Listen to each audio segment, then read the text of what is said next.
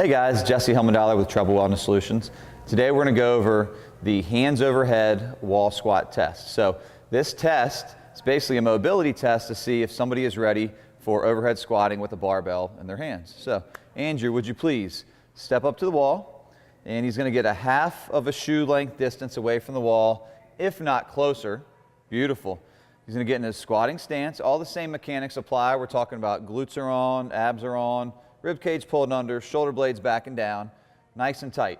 You can go ahead and put your hands up on the wall and then put one hand over the other. And we already know that Andrew, he did pass the previous mobility test, which was the elbows up wall squat test, but it was kind of dicey here. So from this position, you want to go ahead and break at the hips and the knees, keep even weight distribution across the entire foot, really drive the knees out and stand. That's all right. Go ahead and try 4 more of those. So just because he fit, and that's pretty common. Most folks might get, down about 6 inches, 12 inches, and they might fail there. There you go, good. Sometimes just doing this as a warm-up, you might need a good 5 to 10 reps before you get into it.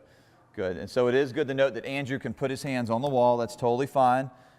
What we're looking for here is that Andrew has the ability to not only keep his torso nice and upright when he's doing these squats, but he can do that with his arms overhead. Sometimes what we see is that when we're doing a hip flexion dominant movement, like a squat, that it's okay when we're back squatting or front squatting, but can you get into this thoracic extension through the thoracic spine? Can you put your hands overhead basically in squat? Sometimes the body doesn't really like to work that way. So if you can pass this test, then it's probably going to be okay to put a barbell in your hands for overhead squatting. If you can't quite pass this test, then we need to kind of investigate a little bit further. Once again, is it the ankles? Usually it's the back, the shoulders, somewhere around there.